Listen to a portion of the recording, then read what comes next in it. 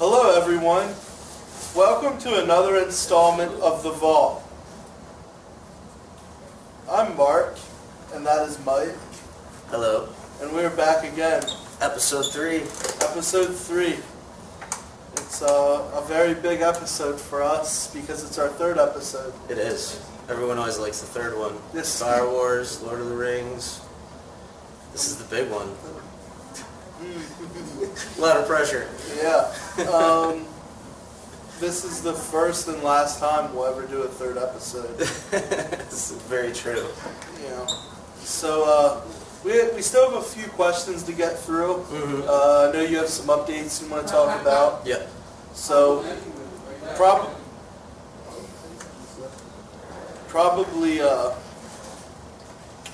start with the biggest question we've got. We got like an 8-part question. Mm-hmm. And it pertained to multi-location websites and how to set those up properly. So how I do on my multi-location is, first of all, I'll have a branded homepage, and then I'll have, let's just call it brand.com for simplicity purposes. And then I'll go forward and have brand.com/location1. Okay? And so let's just use an example. So we have, let's use a dentist as an example. That would be the location one. That would be your dentist in Baltimore. Dentist in whichever location, right? Mm-hmm. And it's like, so I handle that the same way as I do a single location site where the homepage I'm ranking for the most broad term, right? It's going to have your highest traffic. It's going to be your least specific term. It's your dentist, your criminal lawyer, right? Mm-hmm. Or it's the most broad term.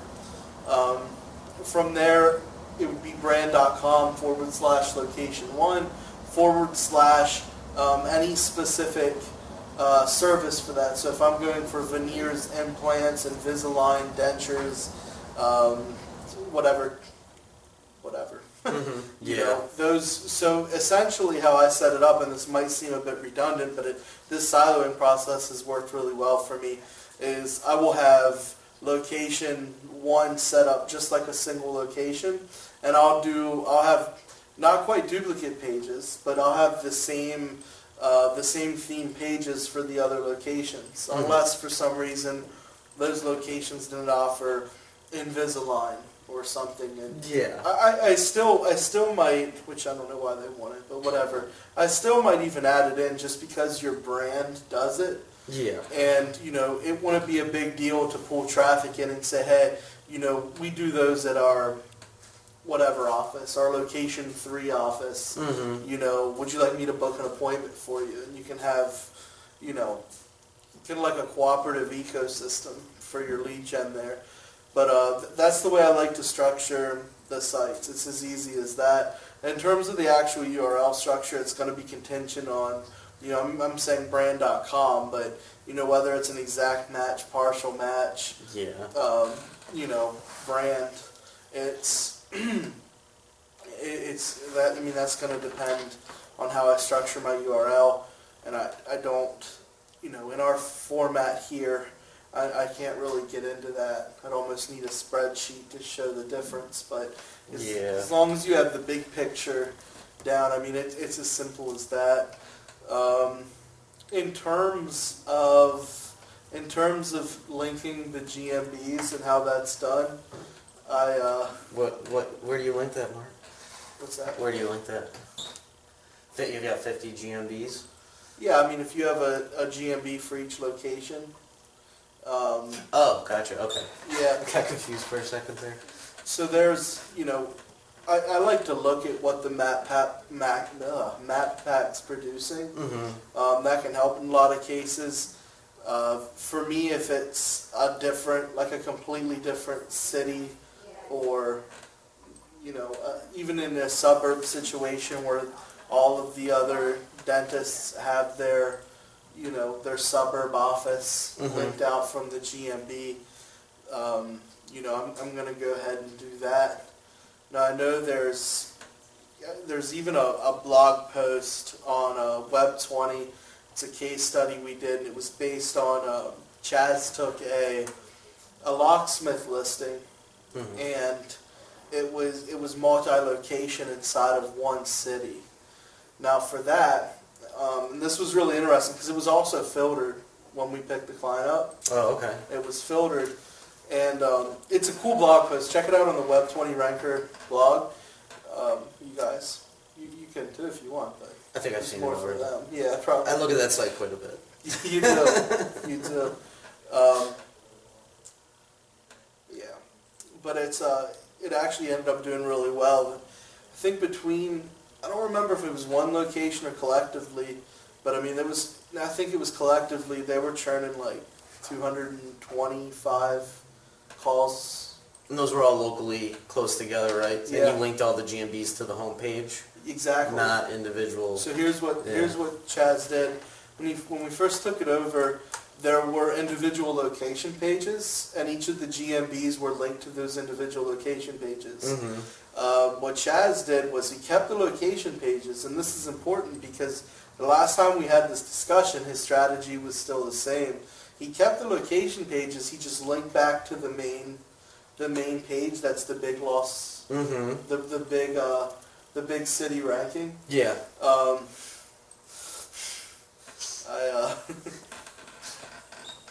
But he kept the location pages, but linked them back to the main city page, and then he changed all of the GMBs to link to the main city URL.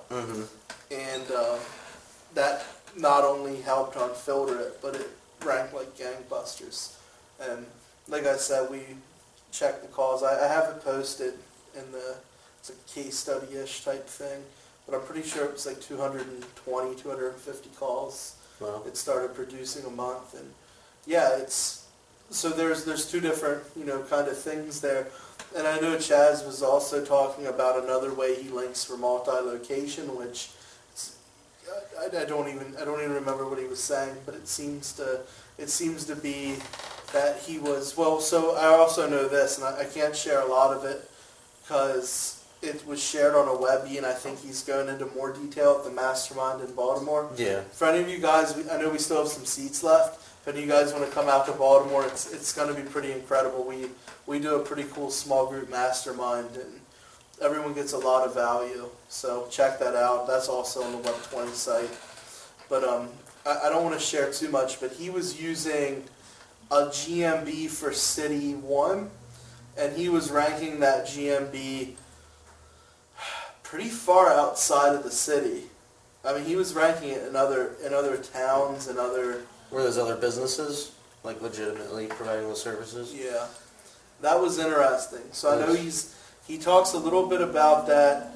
If you guys go and check out localviking.com, we have a Webby there. He talks a little bit about the strategy there, or a decent bit. But then, you know, there's some of it he's saving for the mastermind too. So if you guys want to hear, you know, from his mouth instead of mine, he and I did a pretty hard-hitting local Viking Webby again. I'll tell you, we do really nice local Viking Webbies. I don't mean to toot our own horn, but beep beep. But there's a lot going on there with the GMB listings and and local Viking is. I mean, you guys got a lot of data. Yeah, it's exciting. It'll be really cool as we expand the franchise stuff, and we can start bringing on like larger franchises, and we'll just have so much data to parse through. And speaking of franchise, because that's a perfect example of where you have like all these locations, right? And you can see different things happening. Like when you look at a hotel GMB listing, they'll generally link you to where that hotel is because you're booking directly through that application with that hotel.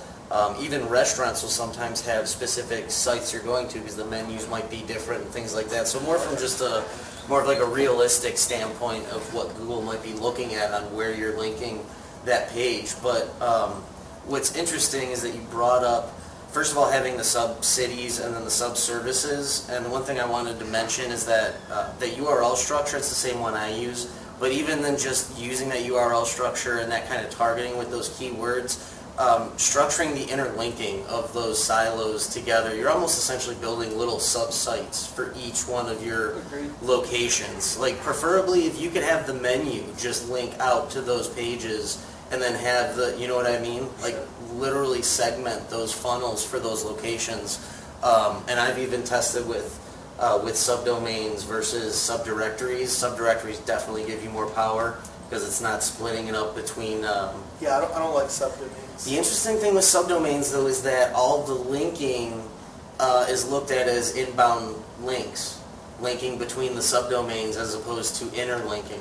So I didn't get to go too far with that, unfortunately. But the point is, though, is that when you brought up that if it's in the same state or if they're close together, that you generally focus on like the home page and not kind of segment that between the different locations. And I think that's, I mean, realistically, say you have 3 businesses in the Chicagoland area, Google knows you might go to this one or that one, or you might like to travel a little further because your favorite waiter or hairstylist is at that location. Sure. So having that state level, I think that's really what we're talking about, is on a state level that I've noticed. Like if I have multiple states, I segment it by state, and then I go down into the cities, but then that main state page is kind of my home page for that area. But yeah, if you have like one in New York and one in California and you put them both on the home page, it's going to cause a very big confusion with the algorithm. You bring up, yeah, I like that you expounded on that because that brings me to 2 additional points. We have a multi-state client who has legitimate offices in 3 different states and a few offices in each state. So it's, you definitely have to have that additional category or that additional hierarchy there, and they dented it first, and it was a mess. It was like proudly serving 3 different states. Like, geez, that's tough, Yeah. And it also, it's not wasteful either, depending on, the market you're in. Obviously, like for example, when I bought my home, my mortgage broker was in Philly. It was 3 hours away. It wasn't anywhere near it. We did everything electronically. Yeah. And, so for him, depending what niche you're working in, personal injury, a lot of that can be handled electronically. It's not a terrible idea to have those state pages, because I've found this, I've found this as well, where state pages, they start getting picked up for smaller, less competitive SERPs as the overall domain builds authority, and so that's not a terrible way to structure either, by having that stop point. I guess there's things to consider. What niche are you in? How many markets do you cover, right? If I have an office like around here and, you work in Hanover and it's a dentist, I'm serving people at those locations, I'll probably bypass the state page. Exactly. But yeah, there's definitely going to be, SEO is so situational, Well, see, the state page doesn't have to be a segment, like an internal page. So essentially, like, if you have 2 businesses in Hanover, then your home page is your state page, because that encompasses the state that you're serving with your 2 locations. So not necessarily that you're building out, so like that page would reference your 2 locations, but it would encompass the state also, and that would be relevant between both locations that you serve, kind of connecting those. So you don't necessarily build out a state page, but you want to look at the higher level of that optimization. On the state level is the brand in the state, and then you come down into the cities, and then the specific services or products within those locations. Okay. I see what you're saying. Yeah. Because, yeah, state search, that is, I've done a lot with, like, lead gen sites, and state, there is traffic for state search, depending on the niches. I got what you're saying about that. But generally, people are going to search for a town or just search without any modifier. Yeah. And then you're talking about the local signals with that, so. Yeah, no doubt. Yeah. I can't remember if there was anything else. I was trying to check the notes for, like, I had a massive multi-location question. that might have covered most of it, if not all of it. Yeah, let's see. So, I can't recall. oh, so that was one of his questions about so say you have that set up, like 10 GMBs and they're linking to one site, and I actually have some input on this, but the one or two of those GMBs linking to that site get suspended. Are those at risk? Can you re-verify them? Should you use different addresses and phone numbers? Just, what's that look like? Now, I'm assuming that he's referring to a non-legitimate business. Yeah. Because if it's legitimate, then you go and you just get those re-verified and take care of that. Go through the process. Yeah. Okay, yeah, so that's interesting. So I have a true story here. One which someone I was working with put an immense amount of GMBs to one site. Mm-hmm. And they wanted to build this, make it look like a much larger brand than what it was. It was essentially a lead gen. We were getting kickbacks on the back end of deals. And they all just died. And this scenario predated any of the volatility we're witnessing right now. So it was, in my opinion, I think it was a dangerous move to have them all lumped on one. I mean, it's the easiest way to develop a footprint with Google is to say, hey Google, here's all of these locations. Here's the thing though is, so the last episode we had talked about the kind of churn and burn method. And when you just, you had said you like to kind of nurture those listings and do something with them, I just like to throw them out there. Well, I would now. Yeah, exactly. Previously I was, when all of them weren't dying like crazy, I'd say drop 500 or 1,000 if you can do it. Mm-hmm. Yeah, my opinion changed. But the interesting thing was from when I was building my GMBs, having 20 GMBs linked to one site was a huge authority signal. And you would get a lot more exposure. So for my churn and burn strategy, that was kind of the concept. I knew if I threw out 20 at this cost to one site with the proper optimization on the site, I would get those returns back within the first 30, 60 days. Sure. As opposed to if I just threw one out with a little sub-site, it really wouldn't have the same amount of authority. That makes sense. That's a pretty good point. That was an interesting thing when it comes to... But yeah, long story short, if you're linking a bunch of fake GMBs to the same site, they're all at risk. I think it almost needs to be a forked conversation. In my scenario, the guy wanted to build a power brand. Mm-hmm. He wanted to build an authority brand, and it just, With fake listings? It's hard to get authority when you're fake. It's oxymoronic, I know. Yeah. But the biggest thing is you're building a footprint, and if you're leveraging it for the short term and gain, that's awesome.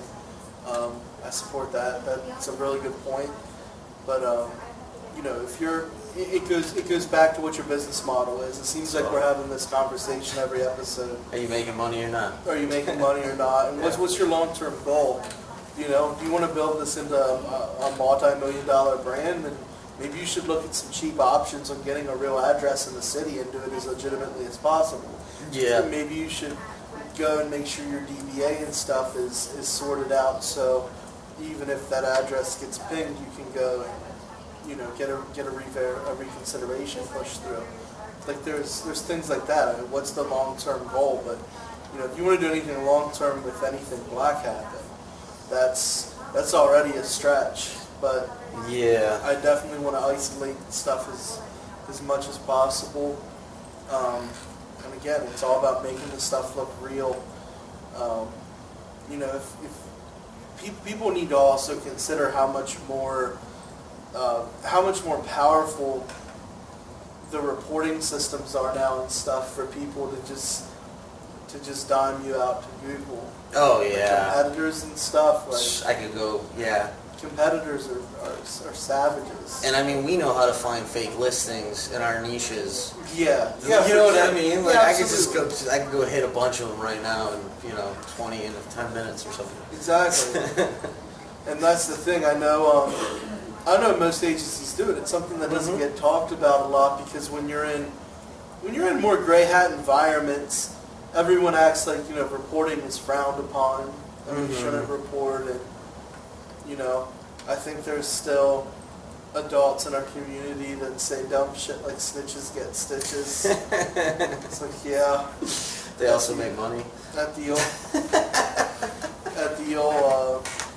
SEO throwdown, where all the SEO mobsters go to handle the white hat snitches. Like, okay. But having said that, I know so many agencies that employ any tactic to win, which I'm good with. I mean, that's marketing. But they'll report the hell out of competitors, and it is what it is. It is, yeah. It's a tool in the toolbox. So that's another thing to consider is like, does the site look real? Does the listing look real?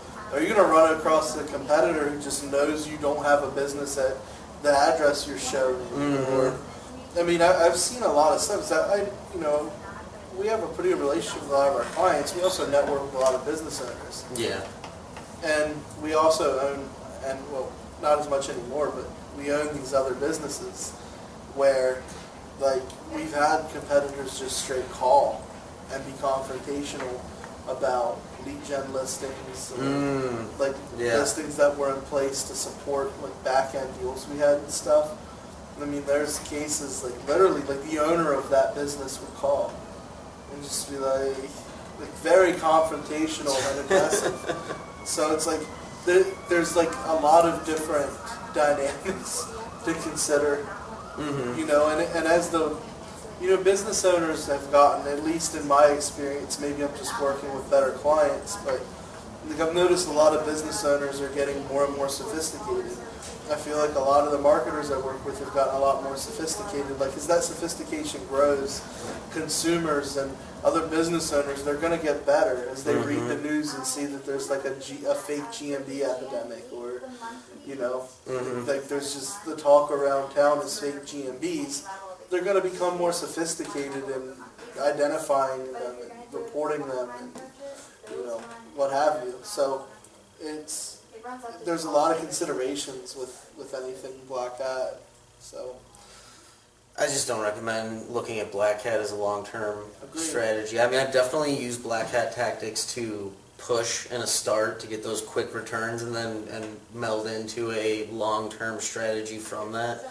But if it's either churn and burn or it's long-term, you can't really push them together. And Google does updates all the time. They're always going to be updating. So either you're doing something that has been working for a long time now, and that's how we probably know it's going to continue working, or you're doing something that recently came out that is some type of loophole that you can expect to get closed up in 6 months, a year, 2 years, 3 years. Exactly. And those are the two real categories. Like Google just did, to segue to some news, Google just did a major core update. They still say it's rolling out slow. We don't really see too much really happening. But I think it was like already they've seen, 14% drop in review stars in the SERPs. I saw that. That was cool. That was actually a really good article you shared. It was Moz. Yeah. I don't dislike Moz as much as some people. No, they got some good stuff, actually. They're very data-oriented with they have access to lots of data. Yeah. People are too quick to listen to any Tom, Dick, or Harry that they think makes good content, and they'll throw shade at. What did Moz do? 30, 50 million? I mean, they're a pretty big company. Yeah, they're big. They have lots and lots of data. They're definitely big. And at the end of the day, there's tons of data, period, and no data sets match up perfectly. Agreed. It's all correlation. So just to even have massive amounts of data to get that kind of insight. And I thought it was really interesting. Did you see where they reported the industries? Dude, I just wanted to bring that up. Okay, you go for it, yeah. No, it's okay. It's on you, man. You're on fire. Finance and real estate. Health. Yeah. This is like You could tell where they were looking, like target. If you're an SEO, they were going after your review stars. Like these were financial, apparel, law and government. Law, yeah, exactly. It was interesting. I always, my ears always perk when I see anything with finance and health, because it goes back to the your money, your life kind of things that they have in the quality, the standard quality guideline ratings or whatever. Mm-hmm. You go through that. So essentially what that is, I know it's that huge couple 100-page doc that gets shared, or 200, whatever it is. That was like 160 or something. It's big, like yeah. That's long. It's the big doc that Google gives to contractors that sit there and have manual reviews. Actually look at the pages and Yeah, and the crazy thing is, like, I think a lot of people misunderstand what that is. Mm-hmm. You know, and here's the thing: there's very few people that know what's really going on there, but based on insight I got, which is, it's secondhand, but it's someone that used to be kind of close to that. Basically, what they're doing there is giving specific sites to look at. Mm-hmm. Like, these guys aren't doing your manual website. No, they're not doing stuff. Yeah, but they're giving them blocks of sites, and they're having them do these analysis, and they're pushing it through their machine learning engines. Yeah. So then they can kind of see how, I think they're just stress testing their machine learning. Yeah. They're seeing how trying close to they evolve are. it and testing it against their current algorithm. It's the same thing they do with captions. For sure. Like they're using that data to figure out how to identify what's in a picture. Yeah. You know what I mean? Absolutely. And it turns into something where a lot of... Jesus. It's right up in your face. Yeah. It turns into the situation where there's an entire section about your money, your life, and, you know, how that deals with, you know, they kind of tell the reviewer, you know, what that is, and, you know, what sites are, YMYL, what is not, whatever.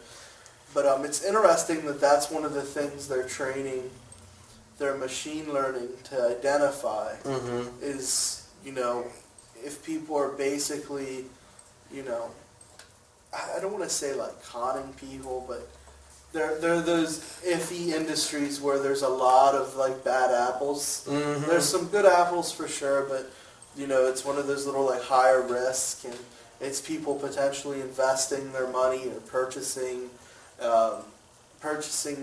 things that would help them credit make card more money. data. Right, Yeah, exactly. So it's I always pay attention when stuff like that's affected, because it starts to, you know, it's nice to see if there starts to be a pattern of what Google's focusing on. Mm-hmm. In terms of, you know, which that makes a lot of sense that they wouldn't want stuff with health and finance. I mean, their old review system was broken. Oh yeah, no, it was, yeah. The aggregate review, which we talked about that last week. Yeah. But, I mean, I still think we're correct on that. Like, it doesn't make sense how they allowed you to just put that together. I mean, Google's only real hope is if they connect their GMB review system with the sites within those properties and somehow manage that internally. Yeah. That would be, in long term, I could see that maybe coming into play, but they got a lot to do when it comes to that. I mean, reviews and stars and stuff. If you think about it, right now when you do a branded query, it'll pull the knowledge graph that, you know, for the business itself, it's going to pull from your GMB.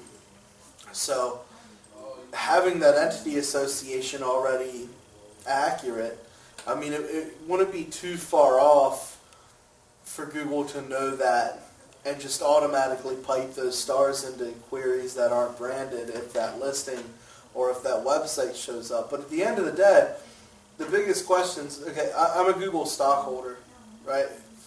Figuratively, not literally. I actually don't own any Google stock, but I'm sitting there as a Google stockholder, and let's say I own enough where my opinion matters, right? Yeah.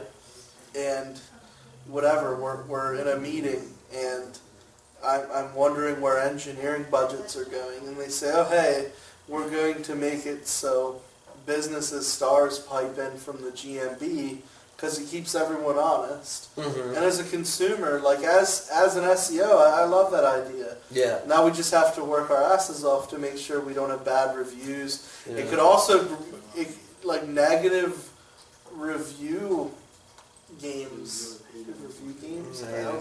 Like people leaving negative reviews, like nefariously. Yeah. Like, that aren't legit. That becomes a bigger issue. Mm-hmm. But other than that, like that's great for an SEO. If you can keep positive reviews rolling in, that's beautiful.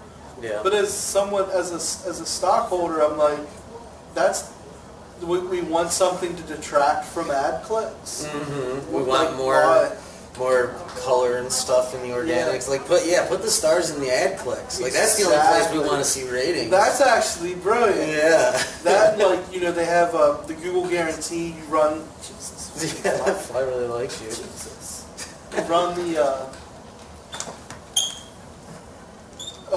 local ads in the back. Like, why would you want to detract from the model that literally brings in the money?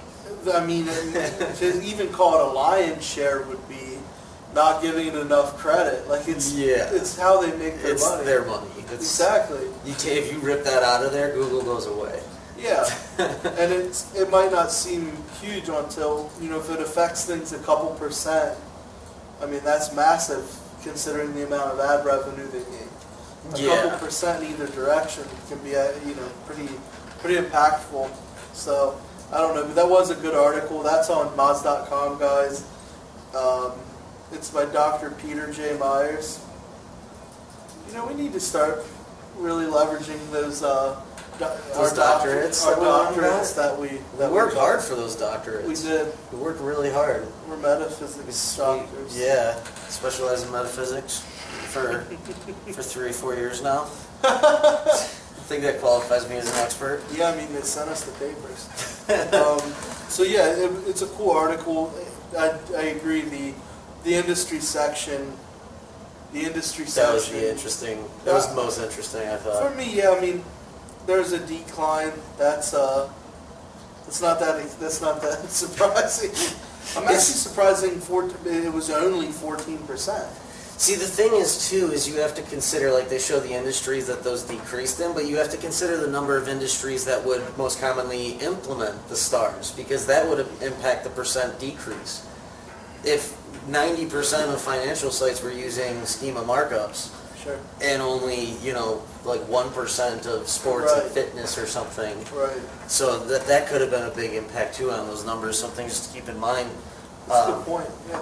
It's interesting that you brought up, too, the knowledge graph thing, because as far as rich snippets, similar concept, Google now is allowing people to customize their rich snippets. I don't know if you saw that. That's interesting. Yeah, I did see that. Yeah, which there's a few ways they say you can do it with markup and things like that. And then also, too, in the knowledge panel, there was word of Google Translate being implemented in the knowledge panel. And those two things together, I think, are very interesting. Being able to essentially influence and I think that's really interesting too, because they just took out the stars.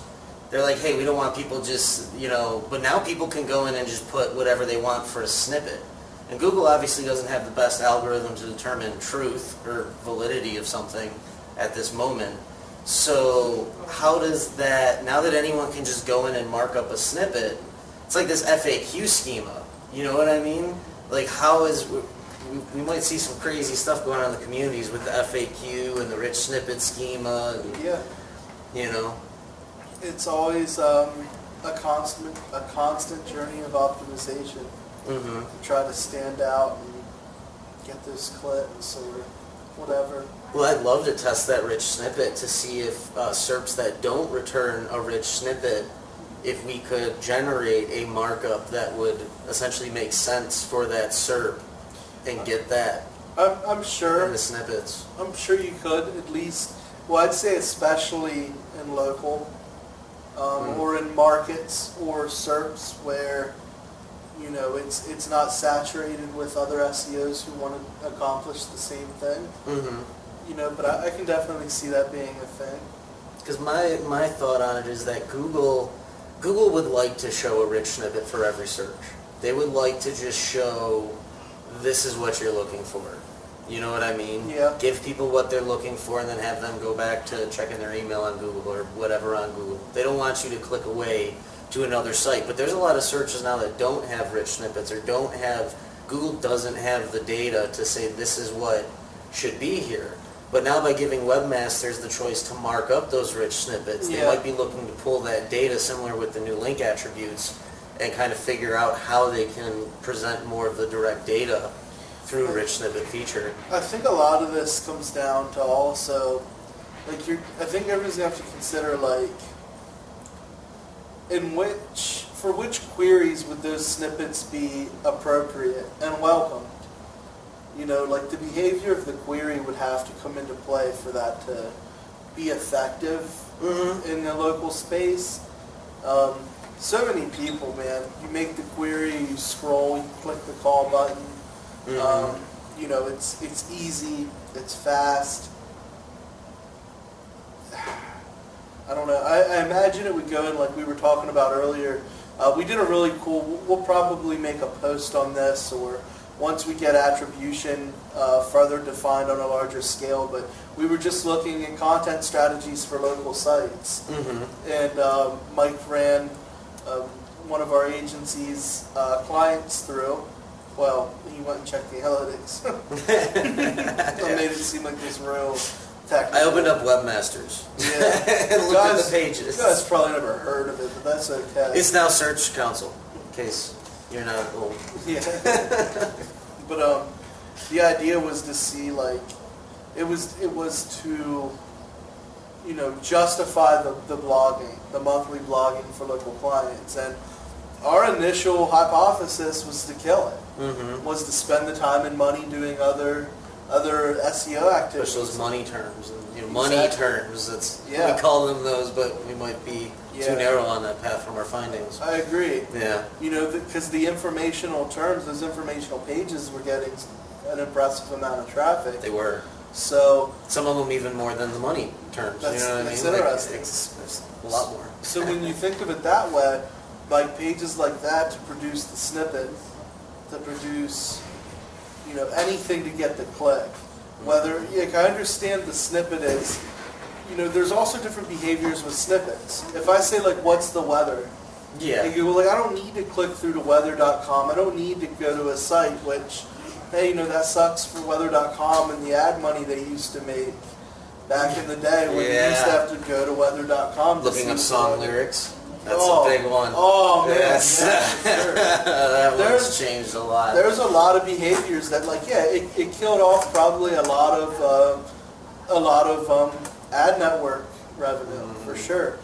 But there's also a lot of things we were just talking like how much do I get if this happens? When we were talking about personal injury, how much is a personal injury case worth? And the traffic we got from those, and that's something where you might see a range, but you're still gonna potentially click through because you want to know how that range is justified. Yeah. Because how was it injured? If you can make that snippet to where it has some different case types and it's just there's some information there. Call to action. But you have to get in it. You have to go and actually read to understand where you fall. You're doing intent research, really. Exactly. At that point. That's what I've been focused on. I hate the word keyword research now. Keyword research. When did you start hating the word keyword research? Probably about a year ago. Really? Or so, yeah. Because at the end of the day, Google search comes down to intent. It's how it classifies what page it's going to put up. You could have two different searches, get the same website, but get two different pages.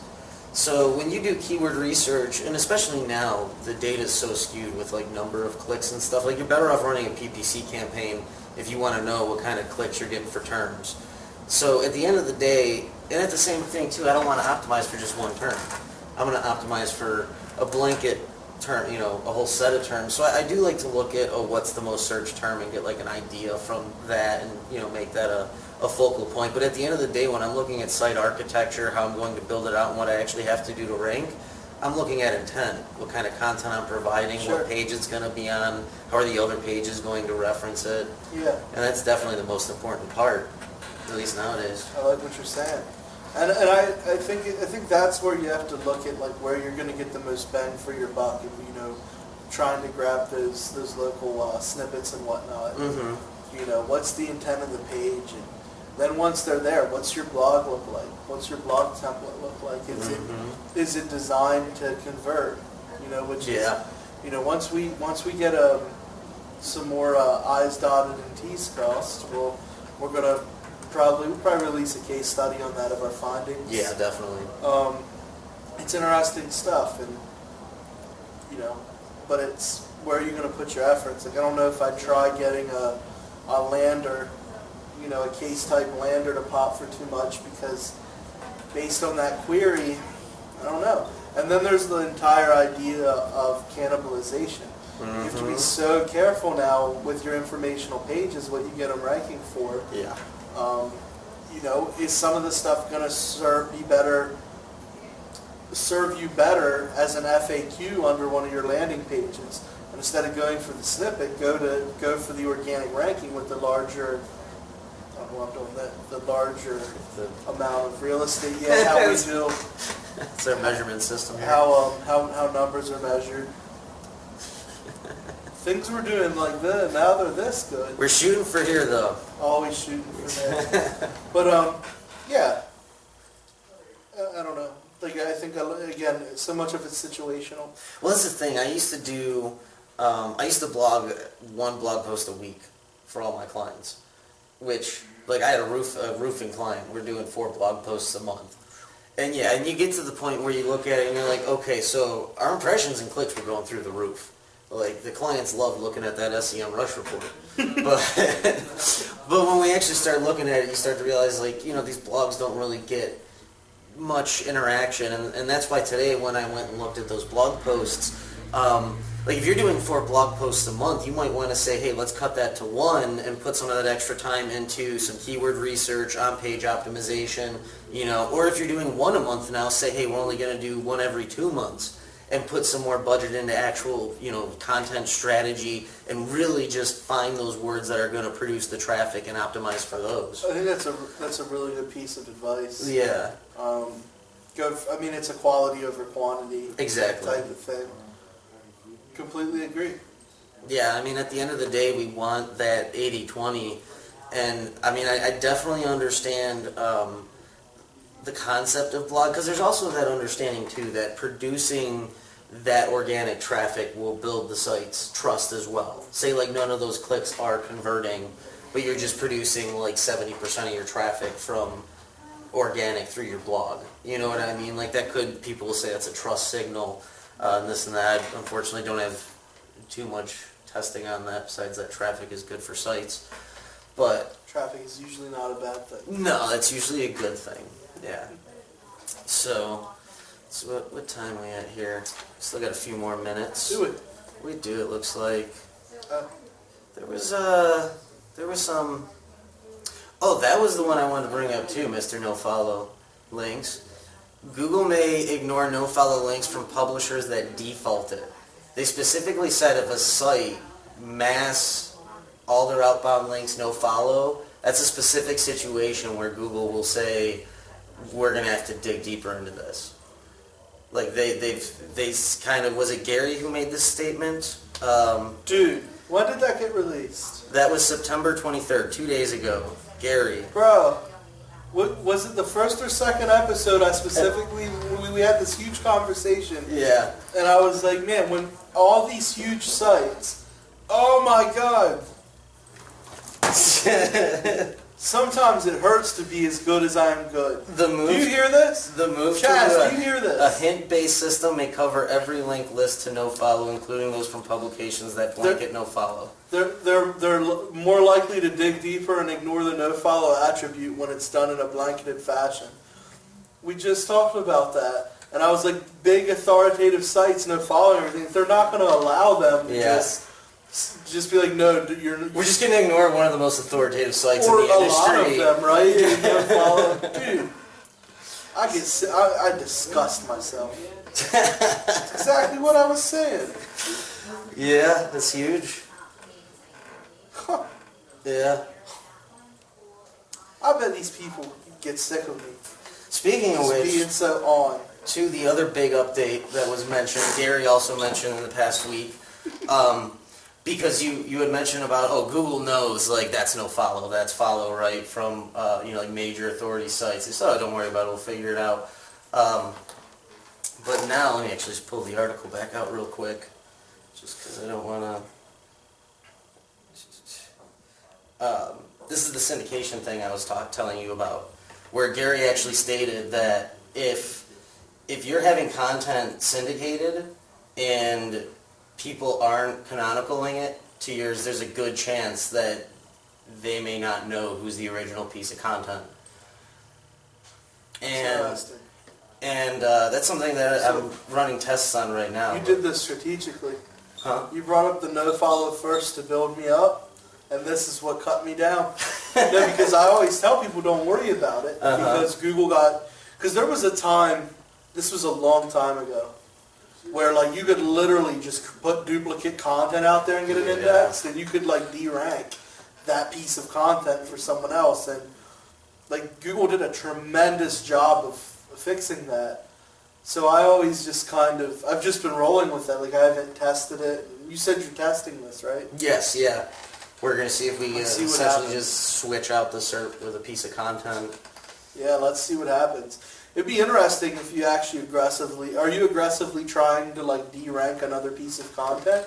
Yeah, what we're doing... That's exciting. That'll be a cool test. If you pull that off, you're literally, I have to go back through like 3 or 4 years of training and make edits, and it definitely ruins my no follow victory.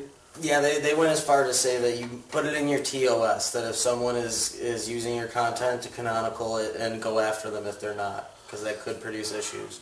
So yeah, it's interesting. Definitely interested in seeing the results from that. 100% theory here, but I wonder if this became a bigger thing since people are having more trouble indexing their content right now. 100% theoretical. Yeah. You know what I mean? Like I wonder if it's... I'm just trying to think why they would, because they had a good system for years. Like I haven't seen any content getting deranked. I wonder if, because over the past year or so, we saw indexing become more of a pain in the ass, right? Mm-hmm. And that was Google's push to keep low quality, thin content, spammy stuff out of their public index.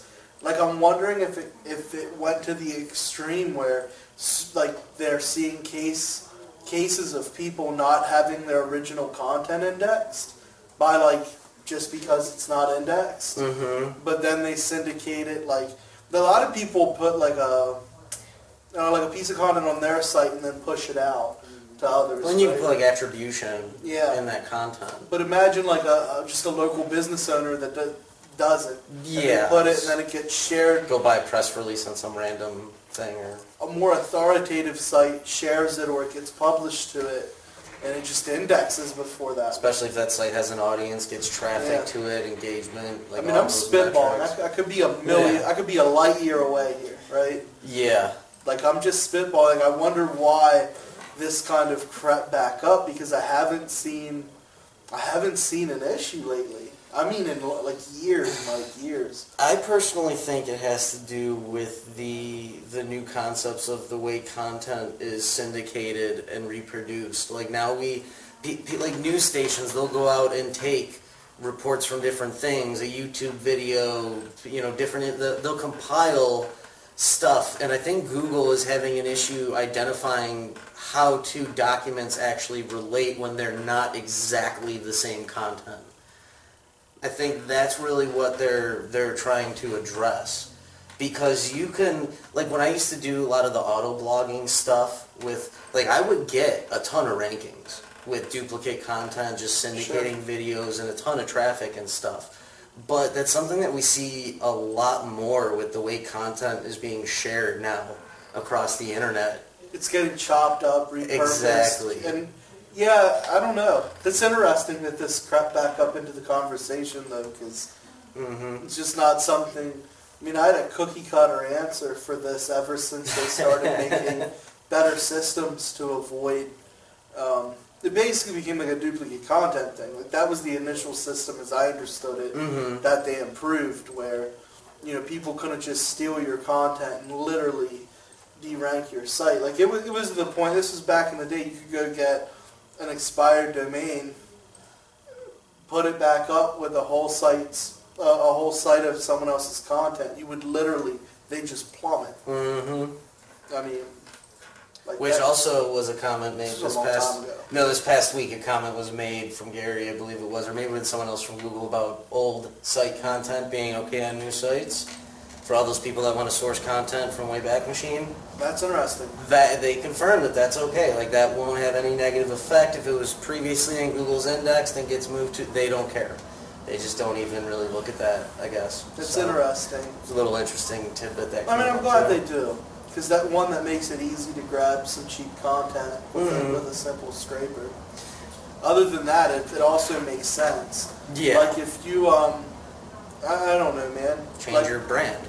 Change your brand, or even something. Yeah.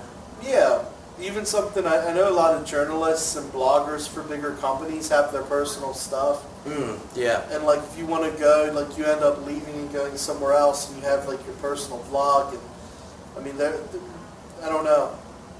When you buy a business, you hire someone, you give them a bonus if they migrate the content over. Like, there's a lot of legitimate reasons you would have content that was published in the past that gets moved or repurposed. Yeah, for sure. Definitely. Oh man, that's exciting about the no-follow. I'm just glad it's starting to get talked about, because it's like, I'm telling you, I was like a pariah when I brought that up a couple of years ago. I was like, guys, I build a lot of links. Like, and you see how we do now. Like, we build a lot of links every month. I mean, links would say, but we build thousands and thousands of links a month. Yeah.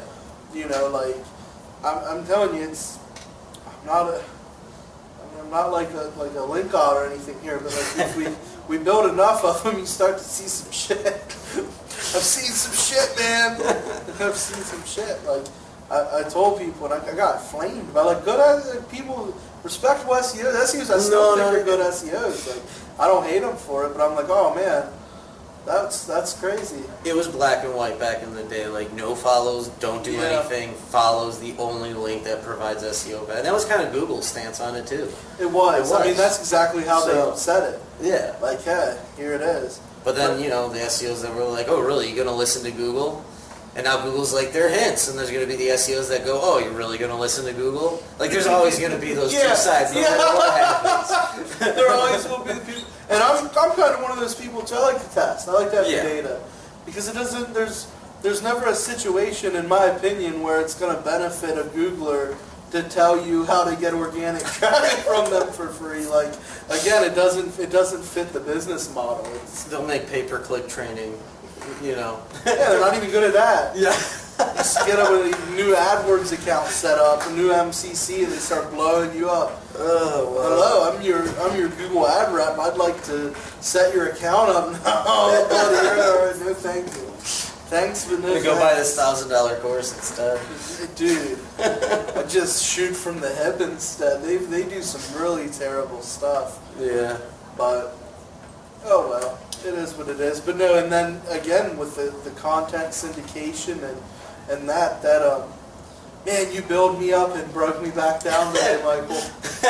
Oh, I was celebrating a win. Can't be right all the time. No, that's, dude, yeah. Well, especially in SEO. Give it a few months, those might It'll all be different. No follow, we're not touching those. Yeah, you we don't run a bunch have to of worry tests. about 10,000 no follows built over 6 months moves 0 needles. It's like, isn't that the asshole who told us that no follows? But you don't have to worry about duplicate content. Yeah, but you can just steal your competitors' content and outrank them. The world of Google.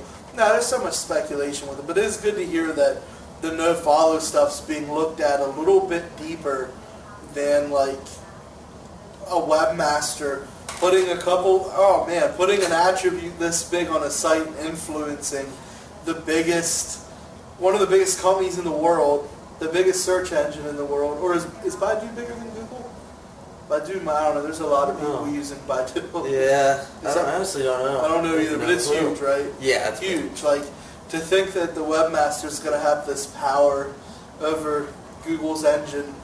I mean, it's a little arrogant. Well, it gets to the point where they're like, hey, we don't want them to have that power, and then they take away your review stars. Right. Like that's it's like, oh, they got too much power, we're taking that away. It's like, hey, you know what? We're gonna go ahead and give them the win on the links, but we're gonna kill their conversions when we as long as the ads get clicked, right? As long as the ads get clicked. That's funny. Good stuff. How are we doing? I think we're pretty much done, yeah. We're up for the day, so. Alright. What the hell is Neil doing? What? What the? He just pops in it. This is crazy. This is like a spectacle in here. But alright guys, I'm Mark, that's Mike. I'm Mike. Thank you for checking out another episode of The Vault. Episode 3. Episode 3. Coming at you. Ow! That was beautiful. That was beautiful. We're getting a real outro. Yeah, we're working on it. We need to get strobe lights, but... Yeah. Alright guys. See you next time. Later. That was weak. That should almost go in. That should almost go in.